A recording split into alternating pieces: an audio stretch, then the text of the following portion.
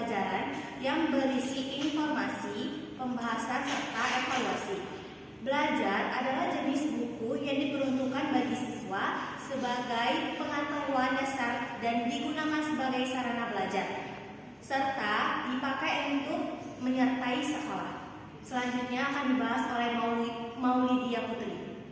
Saya Maulidia Putri, saya akan menjelaskan tentang definisi buku ajar.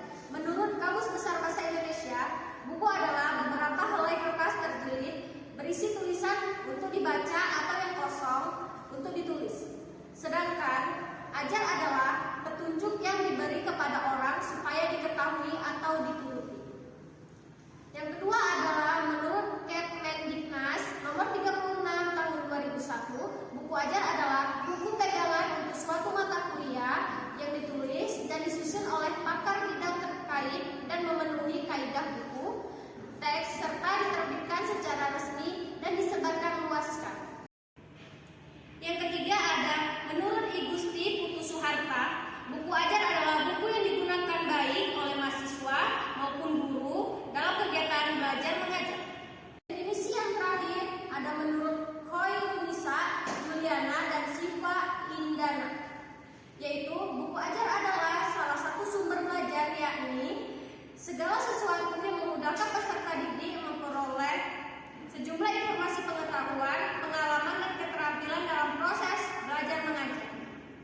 Selanjutnya akan dijelaskan oleh Hilda Faiza. Saya Hilda Faiza akan menjelaskan tentang buku ajar yang baik. Jadi dalam buku ajar yang baik itu yang pertama harus ada mengandung keterangan-keterangan yang bersifat mendasar tentang bidang ilmu tertentu.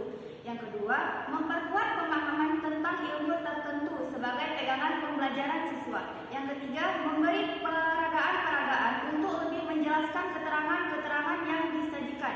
Dan yang keempat, menyediakan bahan untuk latihan-latihan. Dan yang terakhir, untuk menjadi sumber rujukan.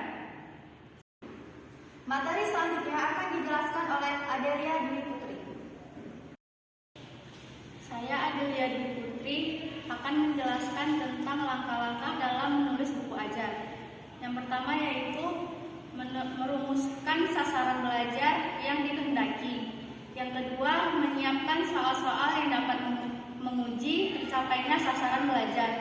Yang ketiga, menganalisis dengan teliti tiap pokok pembahasan untuk menentukan struktur yang mendasarinya. Yang keempat, menyusun bahan ajar secara berurutan dan bersistem. Yang kelima, menguji cobakan naskah kepada sejumlah mahasiswa terpilih yang mewakili calon pemakai.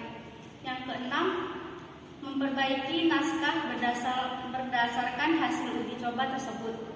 Kemudian diuji cobakan ulang hingga sasaran yang diinginkan tercapai. Yang ketujuh, membuat revisi berdasarkan hasil uji. Yang kedelapan, menawarkan naskah kepada penerbit. Dan yang terakhir, buku ajar diterbitkan. Selanjutnya akan dijelaskan oleh Indah Wiyuni. Saya Indah Wiyuni, saya akan menjelaskan tujuan buku ajar. Yang pertama, buku ajar disusun dengan tujuan. Yang kedua, menyediakan bahan yang sesuai dengan tuntutan kurikulum dengan mempertimbangkan kebutuhan peserta didik, yaitu bahan ajar yang sesuai dengan karakteristik yang setting atau lingkungan sosial peserta didik. Dan yang ketiga, membantu peserta didik dalam memperoleh alternatif bahan ajar di samping buku-buku teks yang terkadang sulit diperoleh. Dan terakhir, memudahkan guru dalam melaksanakan pembelajaran. Dan selanjutnya saya akan menjelaskan manfaat buku ajar.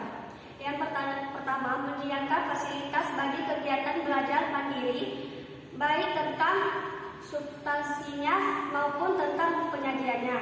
Dan yang kedua, untuk menyajikan siswa memiliki sebagian kompetensi. Dan ketiga, pengajar memiliki kebebasan dalam memiliki pengembangan oleh penyaji materi. Dan yang keempat, membantu mereka dan menentukan materi apa yang disampaikan.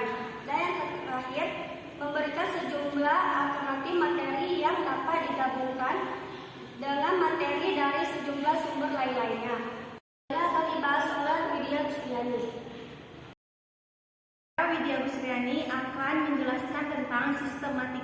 ajar. Yang pertama ada halaman pendahuluan, yang kedua bagian isi, yang ketiga bagian penyudah.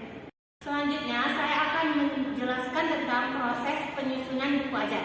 Yang pertama, telaah kurikulum, selanjutnya penyusunan silabus, selanjutnya pengorganisasian buku, selanjutnya pemilihan materi, selanjutnya materi ditinjau dari segi keilmuan, dan yang terakhir materi dilihat referensinya dengan perkembangan ilmu dan teknologi. Sekian presentasi dari kelompok kami. Lebih dan kurang kami mohon maaf. Wabillahi